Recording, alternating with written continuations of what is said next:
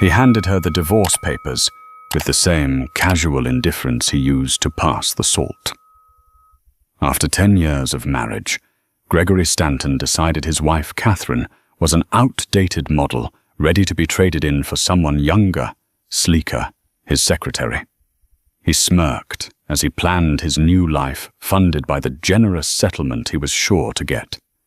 He saw Catherine as a quiet, unassuming artist, a woman he had long since outgrown.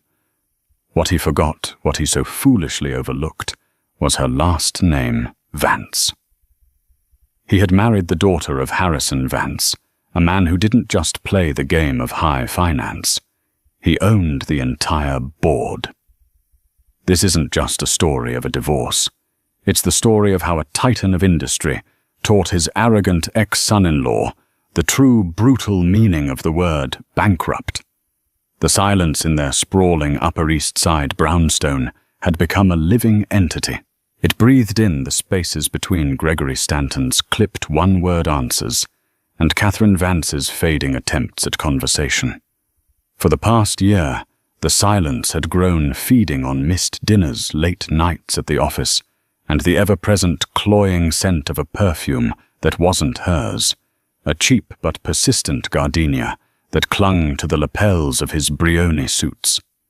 Catherine traced the rim of her wine glass, the deep red of the Merlot, a stark contrast to the sterile white marble of their kitchen island. It was their 10th anniversary. Or more accurately, it was the 10th anniversary of the day they had signed their marriage certificate. The celebration, like their communication, was non-existent. Greg was late. Again. Just closing a massive deal, Kate. You wouldn't understand the pressure he had texted 3 hours ago. The condescension was a familiar sting. In the early years, he had admired her work as a budding architect, her eye for sustainable design and community-focused spaces. Now he called it her little hobby, a quaint pastime for a woman who didn't have to worry about a real career. He had forgotten that her little hobby had won the prestigious Pritzker Architecture Prize nomination 5 years ago, an achievement he had dismissed as a fluke. Her career was built on creating foundations, on understanding the load-bearing walls and the structural integrity required to make something last. She saw the cracks in their own foundation with a painful clarity. They were no longer hairline fractures. They were gaping fissures, threatening to bring the whole facade crashing down. The source of the poison had a name, Jessica Thorne, his executive assistant. Greg had hired her a year ago, praising her efficiency and go-getter attitude. Catherine had met her once at a company gala. Jessica was all sharp angles and a predatory smile, her eyes lingering on Greg a moment too long. She had called Catherine Mom, the word dripping with a syrupy feigned respect that felt more like an insult. The evidence had been a slow, insidious trickle. The late-night texts he'd laugh off as urgent work matters. The credit card statements with charges for lunches at intimate French bistros Catherine had never been to. The way he now guarded his phone as if it were a state secret. Catherine wasn't a fool, but she was a romantic, a believer in the vows they had taken. She had tried to talk to him to bridge the chasm that had opened between them, but it was like talking to a brick wall, a handsome, impeccably dressed brick wall. At 10:47 p.m., the front door finally clicked open. Greg strode in, pulling at his silk tie, his face flushed with a triumphant energy that had nothing to do with work. The gardenia scent was stronger than ever. "We did it," he announced, tossing his briefcase onto a leather armchair. "We landed the Oakhaven development contract." "This is it, Kate. This is the big one. Stanton Innovative Designs is going to the next level." He didn't mention their anniversary. He didn't ask where she had been or how her day was. He walked straight to the liquor cabinet and poured himself a generous measure of Macallan 25.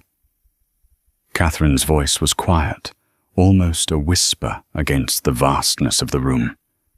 "Congratulations, Greg." He took a long swallow of the scotch, his back to her. "This changes everything. No more small-time projects. We're in the major leagues now." She finally looked up from her wine, her heart a cold, heavy stone in her chest. "Does it change us, Greg?" He turned, and for the first time she saw the annoyance in his eyes wasn't veiled. It was raw and impatient. What is that supposed to mean? "I'm out there building an empire for us, and you're asking me cryptic questions." "I'm asking if you're happy," she said, her voice gaining a sliver of strength. "If we're happy." He let out a short, bitter laugh. "Happiness is a luxury, Kate. Success is a necessity."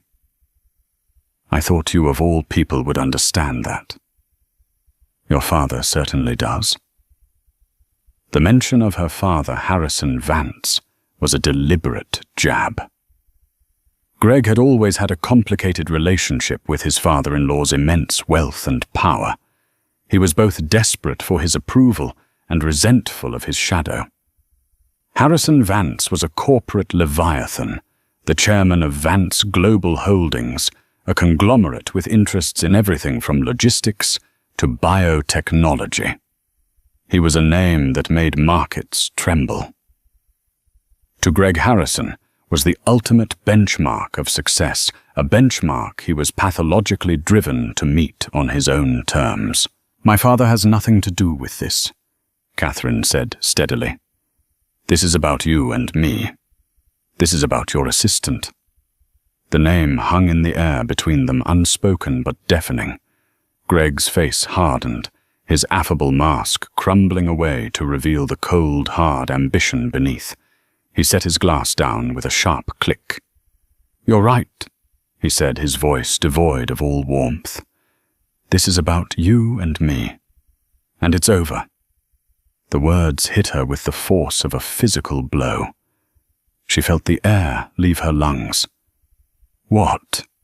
It's over." "Catherine," he repeated, walking towards the grand staircase, already mentally moving on. "I want a divorce. I've been meaning to tell you, but I was waiting for the Oakhaven deal to close. It simplifies things. 10 years of life, love, and shared dreams reduced to a matter of convenient timing. You're leaving me. For her." The question was a choked whisper. Greg paused, his hand on the banister. He didn't even have the decency to deny it. "Jessica understands me. She understands my ambition. She's not content to sit on the sidelines and sketch buildings for non-profits. She wants to be in the arena." He looked at Catherine, and his expression was one of pity. It was the most insulting thing he could have done. "We've just grown apart, Kate. It happens. People change." Catherine stood frozen, her wine glass clutched in her hand. The silence she had been living with for a year suddenly erupted into a deafening roar in her ears. He was throwing her away. He was discarding their life together for a cheaper fare and a bigger contract. He continued up the stairs, his footsteps echoing in the cavernous space. "My lawyer will be in touch with yours tomorrow," he called down. "Let's try to be civilized about this. I'll be generous, of course. For old times' sake." As he disappeared into their bedroom, the room they had shared for a decade, to pack a bag, Catherine slowly lowered her hand. She looked at the expensive wine, the polished marble, the architect-designed lighting that cast a warm glow over the cold, empty space. This wasn't a home anymore. It was a monument to a lie. A single tear traced a path down her cheek. He thought he was in control. He thought he was the one making all the moves dictating the terms of their separation.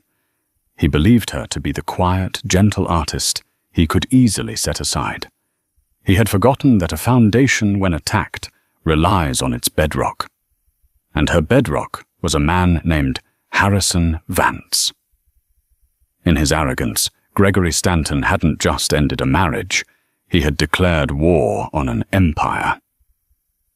The meeting took place in a glass-walled conference room on the 50th floor of a midtown skyscraper, the office of Greg's divorce attorney, a shark named Alistair Finch.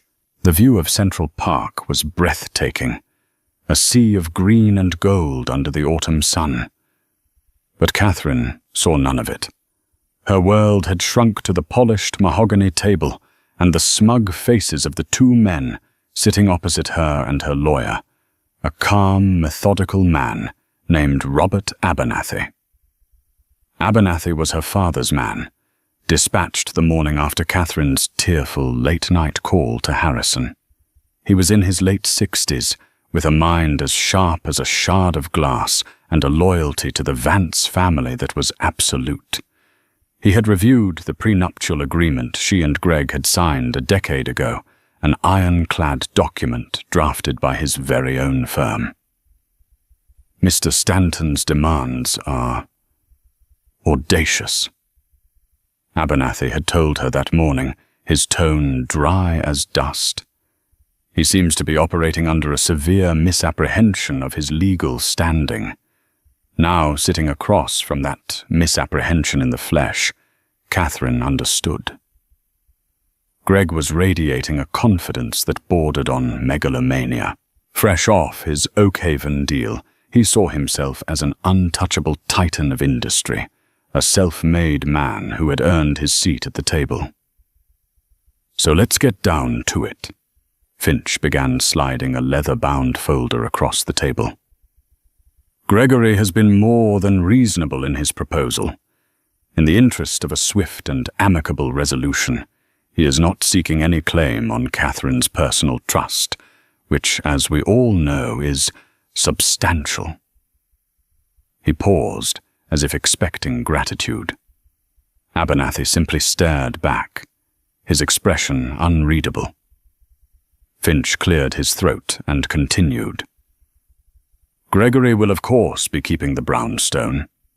He considers it the primary asset of the marriage, a reflection of his success. He is also requesting 50% of all liquid assets accumulated during the marriage, which includes the joint investment portfolio with Morgan Stanley. And finally, a one-time alimony payment of $5 million to compensate for the emotional distress and the career sacrifices he made to support Catherine's artistic endeavors. Catherine felt a bubble of hysterical laughter rise in her throat. Career sacrifices. He had openly mocked her work for years. He wanted the house she had personally redesigned and renovated, pouring her heart and soul into every detail. He wanted $5 million for the emotional distress of cheating on her with his secretary. Before she could speak, Abernathy held up a hand, a small, subtle gesture. Mr. Finch. Mr. Stanton. He began, his voice even and calm. Let us be perfectly clear. The prenuptial agreement signed by both parties on June 12, 2015, is unequivocal.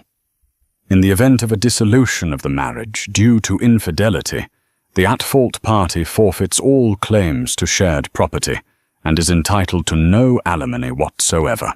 Greg scoffed, leaning back in his chair with a theatrical sigh. Oh, come on. That infidelity clause is archaic. It'll never hold up in court. Who's to say who was at fault? Marriages are complicated. Are they? Abernathy asked, his eyes locking onto Greg's. Because I have here a sworn affidavit from the concierge at the Mandarin Oriental detailing Mr. Stanton's weekly meetings with a Miss Jessica Thorne for the past 8 months. I have receipts from Tiffany & Co. for a diamond necklace not purchased for my client. I also have a digital forensics report from Mr. Stanton's personal laptop, the one registered as a joint marital asset, which contains a rather extensive record of his correspondence. Would you like me to read from it? Greg's confident smirk faltered. A flicker of panic crossed his eyes before he masked it with anger. "That's an invasion of privacy. You can't use that." "We can and we will," Abernathy stated flatly. The laptop was purchased with funds from a joint account, making it marital property. The evidence is admissible, and it is damning. Finch, the high-priced lawyer, shifted uncomfortably. He hadn't expected this level of preparation. He had expected a tearful, heartbroken wife willing to pay any price to make the pain go away. He hadn't expected the legal arm of Vance Global Holdings. Now Abernathy continued sliding a single sheet of paper across the table. "This is our counteroffer. It is also our final offer. Catherine will retain the brownstone and all its contents. She will retain 100% of the joint investment portfolio. Mr. Stanton will vacate the premises within 48 hours. He will be allowed to take his personal effects, which will be packed for him under supervision. There will be no alimony. In return for his immediate and unconditional acceptance of these terms, Catherine will agree to a non-disclosure agreement regarding the circumstances of the divorce." He leaned forward slightly, his voice dropping to a conspiratorial whisper. "I imagine the board of the Oakhaven Development Group, a notoriously conservative bunch, might take a dim view of their new partner's moral character if certain details were to be leaked to the press. Reputational risk, I believe they call it." The threat was clear, cold, and utterly terrifying. Greg's face went from pale to a blotchy, furious red. He was being cornered, outmaneuvered at every turn. He looked at Catherine, expecting to see triumph in her eyes, but all he found was a deep, profound sadness. This was the man she had loved, reduced to a petty, greedy stranger. "This is because of him, isn't it?" Greg spat, his voice trembling with rage. "This is your father. You ran crying to Daddy, and he sent his pit bull to clean up your mess. You can't do anything on your own. Can you, Kate?" The insult meant to wound her barely registered. She had spent a decade trying to prove she was more than just Harrison Vance's daughter. She had built a career, a home, a life, all in an attempt to stand on her own 2 feet. And in the end, when the man she had given that life to tried to burn it all down, it was her father's power that was her shield. The irony was not lost on her. "Sign the paper, Greg," she said, her voice finding a strength she didn't know she possessed. "It's over.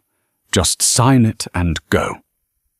His eyes darted between Catherine Abernathy and his own lawyer, who gave a nearly imperceptible shake of his head. Finch knew they were beaten. To fight this would be to invite public humiliation and professional ruin for his client. With a hand that shook with fury, Greg snatched a pen and scrawled his signature on the document. He threw the pen down on the table, the clatter echoing in the silent room.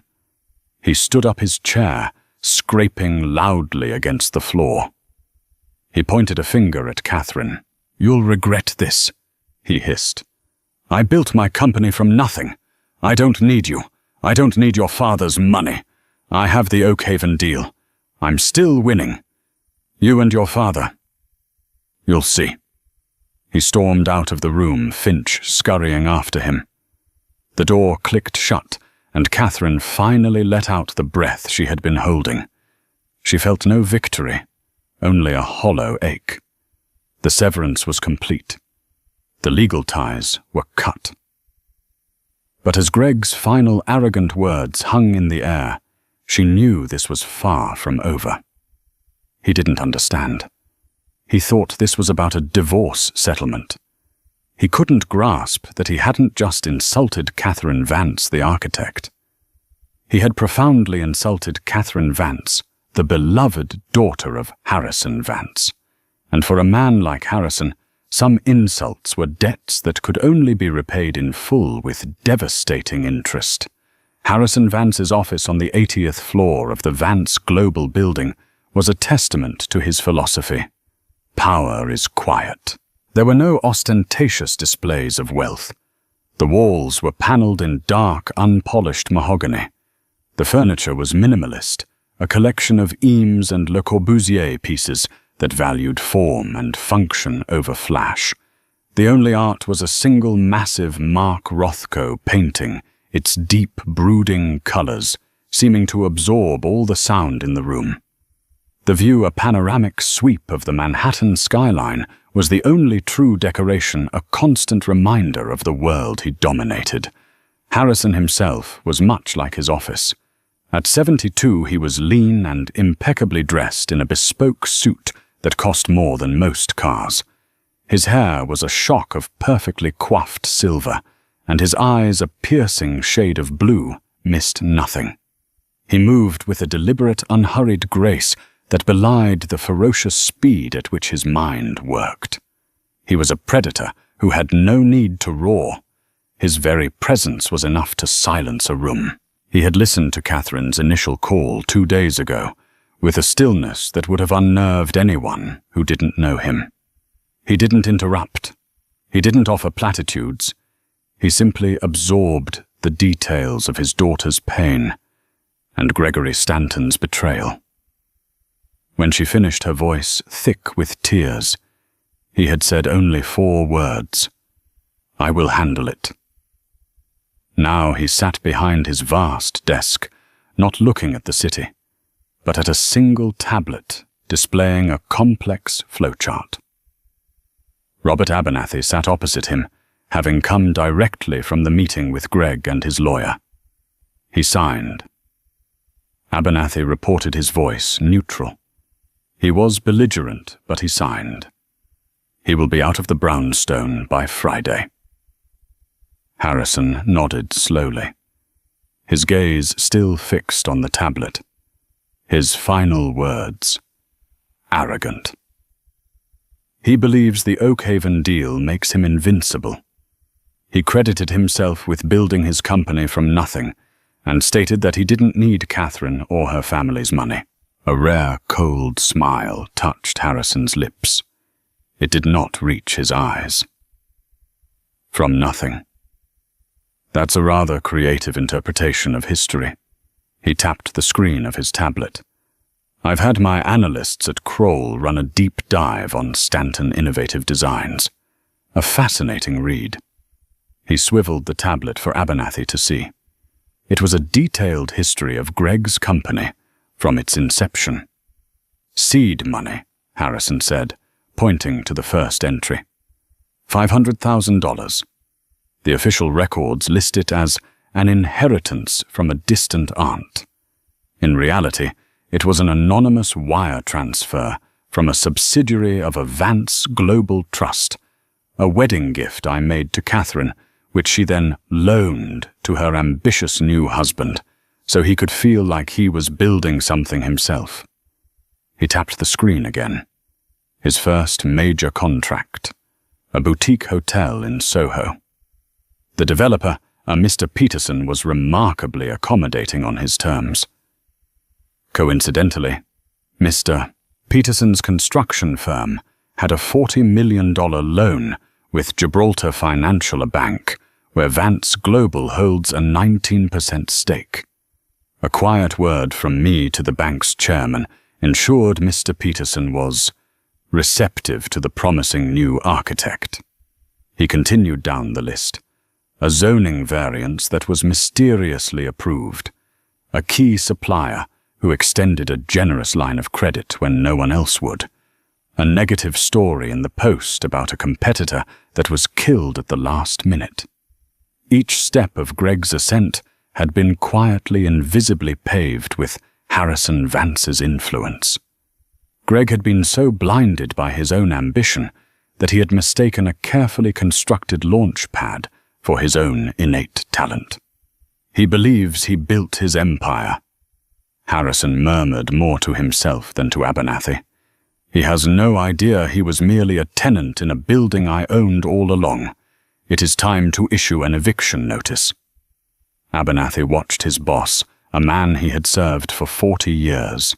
He had seen him dismantle corporations, orchestrate hostile takeovers, and crush competitors with surgical precision. But this was different. This had a current of personal fury beneath the icy calm. This was for Catherine. "What are your instructions?" Sir Abernathy asked. Harrison's gaze finally lifted from the tablet, and the full, chilling force of his attention fixed on his lawyer. "The Oakhaven Development Group. Their financing for this project is a complex syndicate of lenders. Find the linchpin, the one lender whose withdrawal would cause a confidence cascade. By their position, we will become their primary creditor." "Understood, sir." "And Stanton's other lines of credit. Stanton Innovative Designs is leveraged to the hilt," Harrison said, his voice dropping. He used projected earnings from the Oakhaven deal to secure a massive expansion loan from Gibraltar Financial, the very bank we helped him with years ago. "I had a conversation with Chairman Reynolds this morning. A very pleasant chat. We discussed risk management. I expressed my concern about overexposure to the volatile commercial real estate sector. Gibraltar will be calling in his loan, citing a material adverse change clause. The full amount will be due in 30 days. 30 days. It was a death sentence for a company like Greg's. His suppliers, Abernathy prompted. Most of his material contracts are with subsidiaries of the All-State Materials Group. As you know, our pension fund is their largest institutional investor. They will be informed that, due to a strategic review, all credit terms with Stanton Innovative Designs are revoked. Payment will be required up front for all future orders, immediately. The strategy was brutally elegant. It wasn't a frontal assault. It was a systemic strangulation. Harrison wasn't just going to knock Greg down.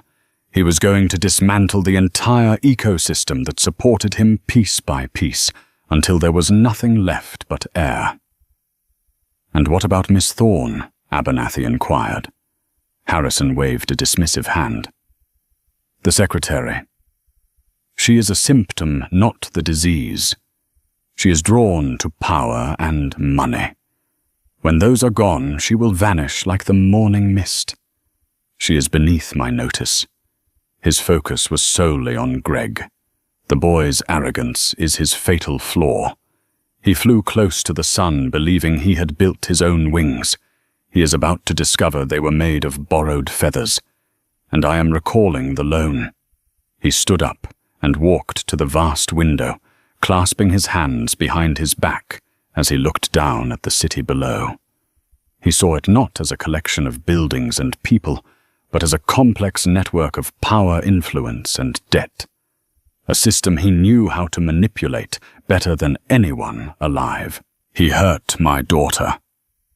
"Robert Harrison," said his voice a low, dangerous growl. "He took her love and her loyalty. And he treated them like disposable assets.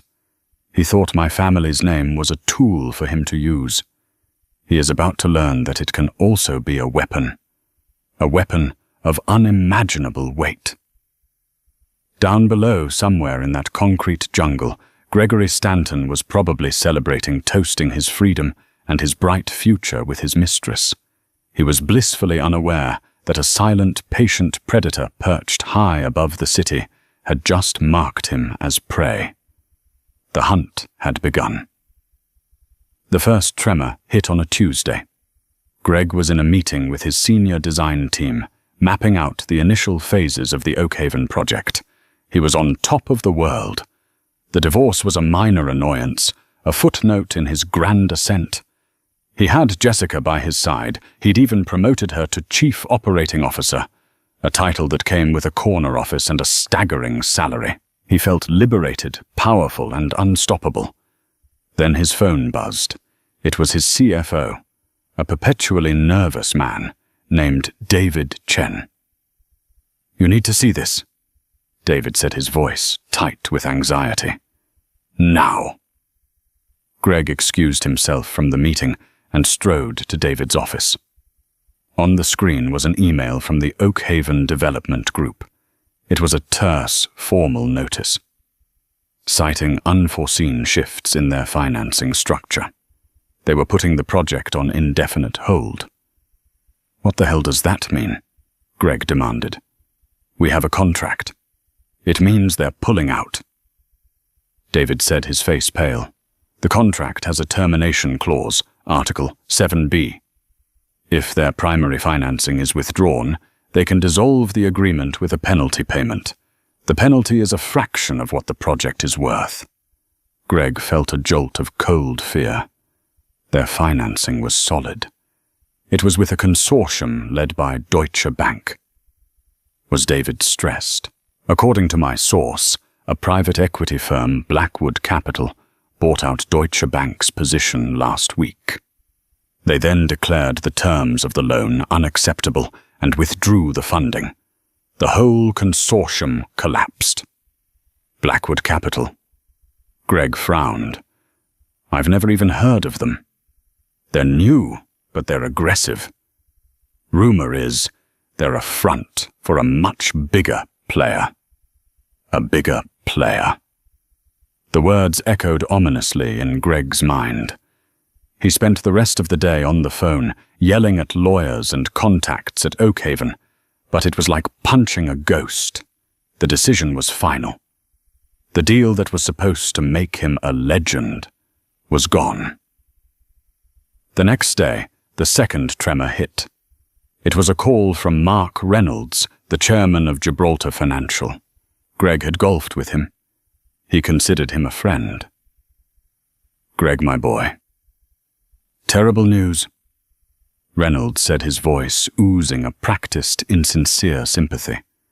The board had a risk assessment meeting. Given the collapse of the Oakhaven deal, we're seeing a material adverse change in your company's financial outlook.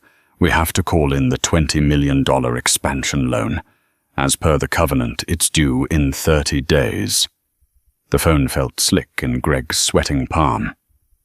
30 days. Mark, you can't be serious. That's impossible. My hands are tied. Greg, the board is spooked. You know how it is. Greg didn't know how it was. He had never been on this side of the phone call before. He had always been the one in favor, the one whose risks were underwritten. Now, suddenly, he was a liability. The tremors were becoming an earthquake. He called his suppliers at Allstate Materials Group to arrange the steel and concrete for a smaller ongoing project. The purchasing manager, a man who had been whining and dining him for years, was suddenly cold and formal. I'm sorry, Mr. Stanton. Our corporate policy has changed. All future orders with your firm will require 100% payment up front via wire transfer before we can process them. Up front. We have a net 60 credit line with you. Greg roared. That credit line has been suspended effective immediately. I'm sorry. It's a decision from corporate. Panic, cold and sharp, began to claw at Greg's throat. This wasn't bad luck. This wasn't a market downturn. This was a coordinated attack. One by one, the pillars holding up his business were being kicked out from under him. The Oakhaven deal, his bank financing his supply chain, all gone within 48 hours. He retreated to his office, the grand space he had designed as a monument to his own success. It now felt like a tomb. Jessica came in her usual confident swagger, replaced by a nervous energy. Greg, what's going on? She asked, her voice high-pitched. My new company, Amex, was just declined. The company accounts are frozen. It's a temporary cash flow problem. He snapped, running his hands through his hair. I'm handling it. But he wasn't handling it. He was drowning. He spent the next week frantically calling every financial institution and private investor he knew, trying to secure a bridge loan to pay back Gibraltar. The answer was always the same: a polite but firm no. It was as if a memo had gone out across Wall Street. Gregory Stanton is poison. His carefully curated network of friends and contacts evaporated. Calls went unreturned. Invitations to lunch were politely declined. The men who had clapped him on the back and called him a genius a week ago all looked through him at industry events. Jessica's support began to curdle into resentment. The shopping sprees stopped. The lavish dinners were replaced by tense nights eating takeout in the half-empty brownstone. Catherine's things were gone packed and removed with ruthless efficiency, leaving sterile, empty spaces that mocked him. "You promised me we were going to the top, Greg," Jessica said one evening, her voice sharp with accusation as she looked at a past-due bill for her new Mercedes. "This doesn't feel like the top. This feels like a sinking ship." "I just need more time," he insisted, his desperation palpable. "Someone is doing this to me. This is a targeted attack." "Who would do this?" she scoffed. "You're not that important, Greg." But as she said it, a chilling thought, a memory surfaced in Greg's mind. He remembered Abernathy's calm, cold eyes in the conference room. He remembered Catherine's quiet sadness, and he remembered his own arrogant parting shot.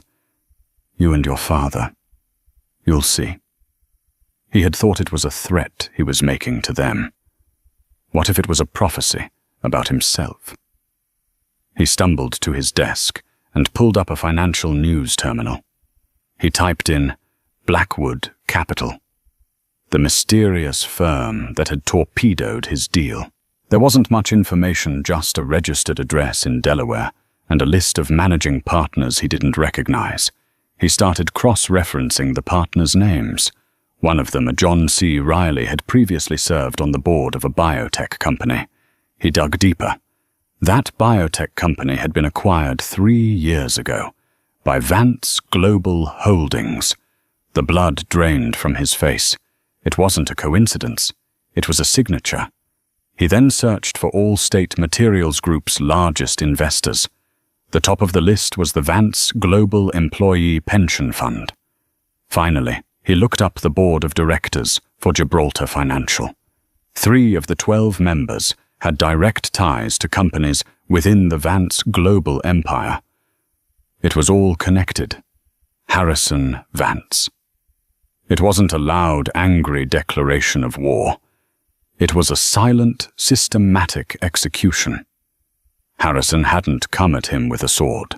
He had simply made a few quiet phone calls, pulled a few invisible levers, and re-engineered Greg's reality. He had cut off the oxygen and was now just waiting for him to suffocate. Greg stared at the screen, the intricate web of connections, spelling out his doom. His company wasn't a house of cards because it was weak. It was a house of cards because Harrison Vance had owned the table it was built on the entire time. And now he was simply quietly clearing it off. The final 30 days of Gregory Stanton's professional life were a masterclass in psychological torture. Every morning brought a fresh hell. Valued employees, smelling the blood in the water, began to tender their resignations. Subcontractors filed liens against his projects for non-payment. The IRS sent a notice of an impending audit. The edifice of his success was not just cracking. It was being pulverized into dust, and he was trapped inside. He became a ghost, haunting the halls of his own company. He stopped sleeping, fueled by a toxic cocktail of caffeine and terror. He lost weight, his expensive suits hanging loosely on his gaunt frame. The charismatic, confident man who had charmed clients and seduced his secretary was gone, replaced by a paranoid, hollow-eyed wreck. Jessica, predictably, was the first rat to leave the sinking ship. She packed her things one afternoon, while he was desperately trying to renegotiate terms with a furious concrete supplier. He came back to her office to find it empty, save for a single sheet of paper on the desk. It was her resignation. No goodbye, no explanation. She had just vanished, another ghost in his rapidly collapsing world. He later heard she'd taken a job with his biggest competitor, no doubt using the proprietary information she'd gleaned from him as her signing bonus. The day of the reckoning arrived with a cold grey drizzle that mirrored the state of Greg's soul. It was the deadline for the Gibraltar financial loan repayment. He was sitting in his office, staring at a bank balance that was less than his monthly mortgage, when his assistant, a temp, the only one he could afford, told him a Mr. Abernathy was here to see him. Greg's heart hammered against his ribs. He felt a surge of pure, impotent rage. He straightened his tie, smoothed his hair, and walked out to the reception area, determined to face his executioner with some semblance of dignity. Robert Abernathy stood by the window looking out at the rain-streaked city. He was the same calm, immovable figure from the divorce meeting. He turned as Greg approached, his expression neutral. "Mr. Stanton," he said, his voice polite. "Thank you for seeing me." "What do you want?" Greg snarled. "Have you come to dance on the grave?" "Not at all," Abernathy replied smoothly. "I am here on behalf of a client who has recently acquired your debt from Gibraltar Financial. As you have defaulted on the payment, my client is now the primary lien holder on all assets of Stanton Innovative Designs, including its intellectual property, ongoing contracts, and all physical property." Greg stared at him, uncomprehending. "Your client? Who?" "It seems your company is officially bankrupt," Abernathy continued, ignoring the question. "A sad day. However, my client saw an opportunity. They have purchased the company lock, stock, and barrel from the receivers. For pennies on the dollar, I might add." The rage in Greg's chest was replaced by a creeping, icy dread. "Who bought my company?" he whispered. Abernathy allowed himself a small, thin smile. The new owner felt it was important to oversee the transition personally. "She is waiting for you in your old office." "She..." The word hung in the air. Suddenly, Greg couldn't feel his legs. He stumbled past Abernathy, his mind refusing to process the implication. He pushed open the door to his office, the room that had been the center of his universe. And there she was. Catherine Vance was standing by his desk, not looking at him, but at the blueprints for the Oakhaven project, which were still tacked to the wall. She was not the heartbroken, tear-streaked woman he had left behind. She was dressed in a tailored navy blue power suit, her hair pulled back in a sleek, professional style. She radiated a quiet confidence and an authority he had never seen in her before. She looked powerful. She looked like her father. She turned to face him, her eyes calm and clear. There was no hatred in them, no anger. Just a cool, dispassionate assessment that was somehow more terrifying than any rage. "Hello, Greg," she said, her voice even. "Kate, what is this?" "What have you done?" he stammered. "Me." She raised an eyebrow. "I haven't done anything. I've been busy. I started my own firm. It's called Foundations. We focus on sustainable urban renewal. It's very rewarding." She gestured around the office. "This, however, is my father's work. A little side project of his. He can be very sentimental about family." Greg sank into one of the visitors' chairs, the fight finally draining out of him completely. "He ruined me." "No," Catherine said, her voice firm. "You ruined yourself, Greg. My father just removed the safety nets you never knew you had. He took away the invisible advantages, the favorable loans, the friendly suppliers.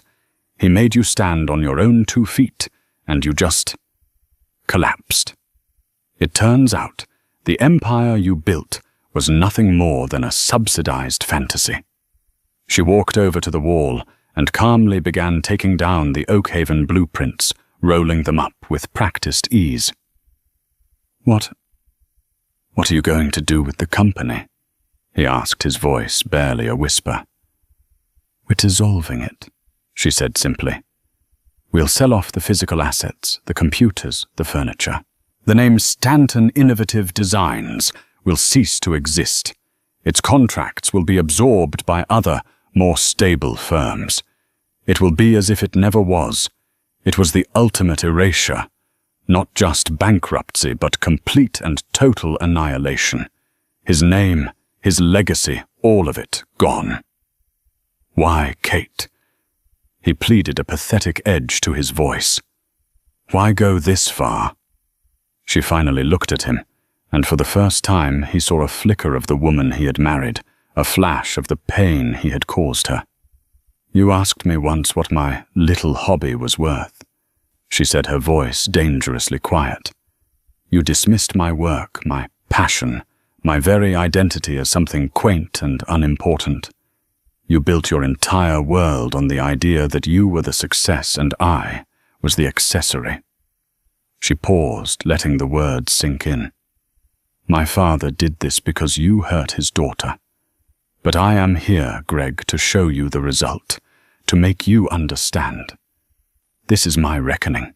This is what happens when you mistake kindness for weakness. This is what happens when you try to tear down a woman who knows how to build things that last." She tucked the rolled-up blueprints under her arm and walked toward the door, pausing beside his chair. "Abernathy will show you out," she said. Not unkindly, but with a finality that was absolute. "The security guards have a box with your personal effects from the desk. Goodbye, Greg." And with that, she was gone. Greg sat there, a broken man in the ruins of his life, listening to the sound of Catherine Vance's heels clicking down the hallway, the sound of her walking away, not just from him, but into her own future, a future she was now building on the ashes of his. The reckoning was complete. While Gregory Stanton's world was imploding, Catherine Vance was meticulously building a new one. The first few weeks after the divorce were a blur of grief and disorientation. She wandered the empty rooms of the brownstone, each space a repository of memories now tainted by betrayal. For a decade, her identity had been intertwined with his. She was Greg's wife. Now, in the hollow silence, she was forced to ask herself a question she had long ignored. Who was Catherine Vance?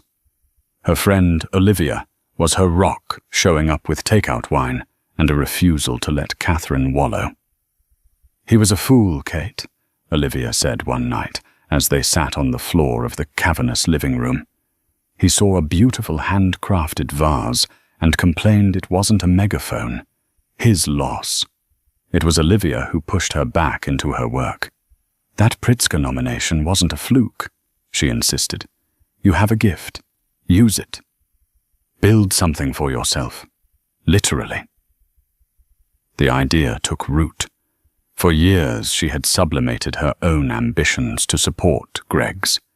His projects were always bigger, flashier, more important. Her focus on green materials, community spaces, and affordable, beautiful housing had been a quiet passion, something he'd tolerated rather than celebrated. Now there was nothing holding her back. She converted a spare wing of the brownstone into a design studio, trading expensive furniture for drafting tables and corkboard walls. She called her new firm Foundations Architecture, a name that was both a professional statement and a personal mantra. She would build things that were strong, honest, and designed to last. Her first move was to call her father, not for money, but for advice. "I'm starting my own firm," she told him, her voice steady and determined. Harrison Vance was silent for a moment on the other end of the line. When he spoke, there was a deep pride in his voice. "Good. What do you need?" "Nothing," she said quickly. "I don't want a handout, Dad. I need to do this myself. But I would like to pitch for the old Docklands redevelopment project, the one the City Council has been trying to get off the ground for years." It was a notoriously difficult project, mired in bureaucracy and community opposition. Most major firms wouldn't touch it. It was exactly the kind of challenge Catherine craved. "I will make sure your proposal is seen by the right people," Harrison said. "The rest is up to you." She poured everything into the proposal. She didn't just design buildings, she designed a community. She incorporated public gardens, a subsidized artists' co-op low-impact construction methods, and a beautiful modern library, funded by a grant she researched and applied for herself. She spent weeks meeting with community leaders, listening to their concerns, and incorporating their feedback into her designs. She wasn't just an architect imposing a vision. She was a collaborator. When she presented her plan to the City Council, she was no longer the quiet, unassuming woman who had stood in her husband's shadow. She was passionate, articulate, and brilliant. She spoke about creating a legacy not of glass and steel, but of community and belonging. She won the contract. It was a massive victory, one she had earned entirely on her own merit. The news sent a ripple through the architectural world. Foundations. Architecture. The new firm on the block had landed the unlandable project. Work became her therapy and her salvation. She hired a small, dedicated team of young, bright architects who shared her vision. Her studio became a vibrant hub of creativity and collaboration, a stark contrast to the toxic, ego-driven environment at Stanton Innovative Designs. She was in her element, doing the work she was born to do. She was happy. It was a deep, resilient happiness she hadn't felt in years. It was 3 months after she had last seen Greg that their paths crossed one final time. She was on site at the Docklands, overseeing the initial groundwork when she saw him. He was working as part of the demolition crew, a subcontractor hired by the main construction company. He was thin-weathered and almost unrecognizable in a hard hat and a dirty safety vest. The Brioni suits and Patek Philippe watch were gone, replaced by worn-out jeans and calloused hands. He saw her at the same time. His face flushed with shame, and he quickly turned away, hoping she hadn't noticed. But she had. Catherine felt a pang, not of pity, but of a strange, distant closure. This was the reality of his empire. Without her father's invisible hand, this was where his own talent and ambition had led him. She walked over her own hard hat, firmly in place. The crew boss saw her coming and immediately grew deferential. "Ms. Vance, everything to your satisfaction." "Everything's fine, Bill," she said, her eyes on Greg's back. "I was just wondering about that man over there. Is his work satisfactory?" Bill squinted. "Stanton. Yeah, he's okay. Grumbles a lot, but he shows up on time. Bit of a know-it-all for a guy swinging a sledgehammer, though." Catherine simply nodded. She could have had him fired. One word from her, and he would be gone. The thought flickered and died. There was no point. The war was over. She had already won. She walked away without another word. She didn't need revenge. Her success, her happiness, her thriving new life, that was the only statement that mattered. She was Catherine Vance, the architect, a builder, a creator. She was a phoenix who had not just risen from the ashes of a failed marriage, but had used those very ashes to fertilize the ground for a brilliant new beginning. As she looked out over the sprawling construction site at the foundation of the new community she was creating, she knew with absolute certainty that the best was yet to come. 2 years later, the Vance Global Holdings annual charity gala was in full swing at the Metropolitan Museum of Art. The Grand Hall was filled with the city's elite financiers, politicians, artists, and philanthropists. At the center of it all, standing beside her father, was Catherine Vance. She was no longer just Harrison Vance's daughter. She was a luminary in her own right. Foundations. Architecture was the most talked about firm in the city. The Docklands project, now nearing completion, was being hailed as a masterpiece of urban renewal, a model for cities around the world. It had won her a slew of awards, and this time no one dared call it a fluke. Catherine had become a powerful voice in her field, sought after for her innovative ideas and her unwavering integrity. She moved through the glittering crowd with an easy grace and a confidence that was born not of privilege, but of achievement. She wasn't the timid woman who had once shrunk from the spotlight. She was a woman who had built her own stage and was now comfortably commanding it. Her father watched her, a rare, genuine smile on his face. Their relationship had transformed. The protective, distant billionaire had become a mentor and a confidant. He saw her not as a fragile daughter to be shielded, but as a brilliant successor, a different kind of titan who built with compassion instead of ruthlessness. He had torn down Greg's world to protect her, but she had built her own world through her own strength. Later in the evening, as she was speaking with the mayor about a new public housing initiative, Robert Abernathy approached her quietly. "Catherine," he said with a respectful nod, "I thought you might be interested to know. Gregory Stanton was officially released from his bankruptcy protection last week. All debts settled, though he remains, for all intents and purposes, destitute." "And what is he doing now?" she asked, her curiosity clinical rather than emotional. "He is working as a draftsman for a small firm in New Jersey," Abernathy reported. "Low-level work. He designs strip malls and parking garages. Apparently his name is so toxic in the New York architectural community that it's the only work he could find." Catherine pictured it for a moment.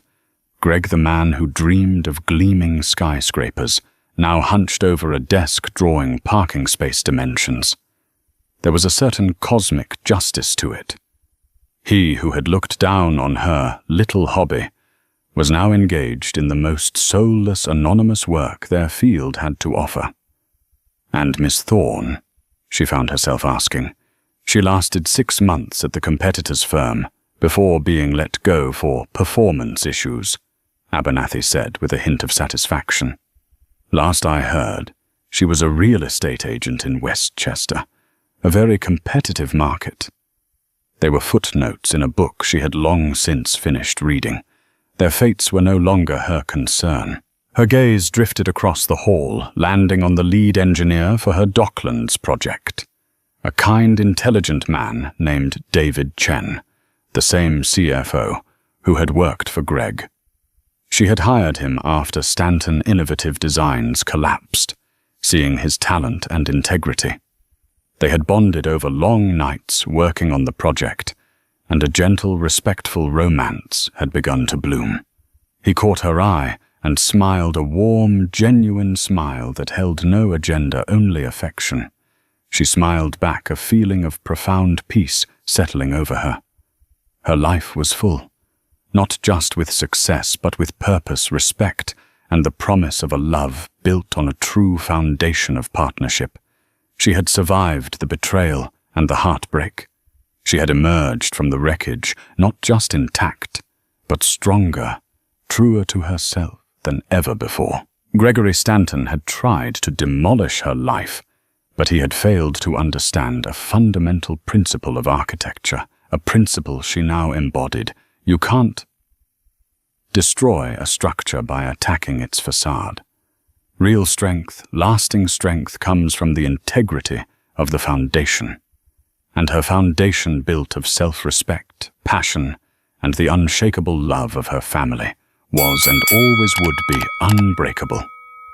She had not only rebuilt her life, she had created a stunning, enduring masterpiece. Catherine's story is a powerful reminder that the quietest people often have the most powerful allies, and that true wealth isn't in a bank account, but in self-respect and integrity. Gregory Stanton learned that lesson the hard way, losing everything because he underestimated the woman he betrayed. He saw her as an accessory to his success, forgetting she was the daughter of the man who had silently engineered that success all along. From the ashes of a devastating betrayal, Catherine didn't just get revenge. She rediscovered her purpose and built an empire of her own, on her own terms. What did you think of Harrison Vance's epic silent revenge? Was it justified, or did it go too far? Let us know your thoughts in the comments below. If you were moved by this story of justice and empowerment, don't forget to hit that like button, share this video with someone who needs to see it, and subscribe to our channel for more unforgettable tales of karma and consequence. Your support helps us bring these stories to life,